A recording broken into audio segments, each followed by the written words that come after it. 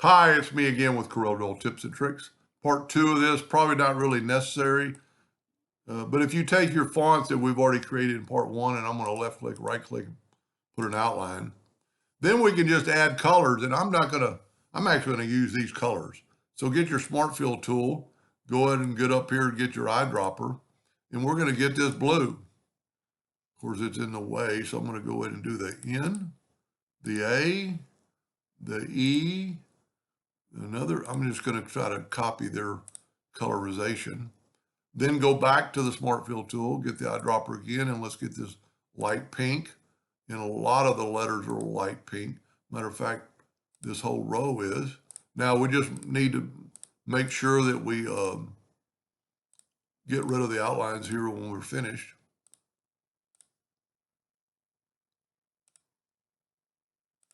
And I know I don't have to do it exactly, but I'm trying to make it kind of look like it. Then go back to the Smart Fill tool, get your eyedropper again, get this darker. Then I missed that one. That's kind of a purple. The H is a darker one.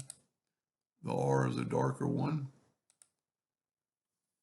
And one more time, I normally don't have to do this, but I'm going to get that purple.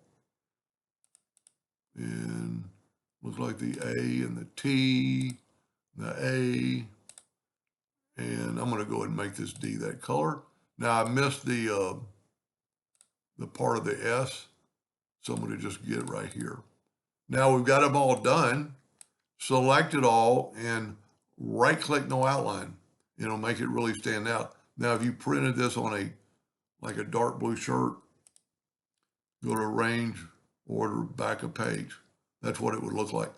I don't really like the color scheme, but you don't have to use those colors. Once you've got them colored in, you could go to here. You've got them smart filled in, and you could make them any color you wanted.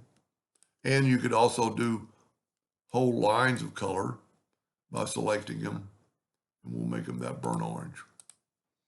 Anyway, I hope that helped a little bit, and thank you for watching.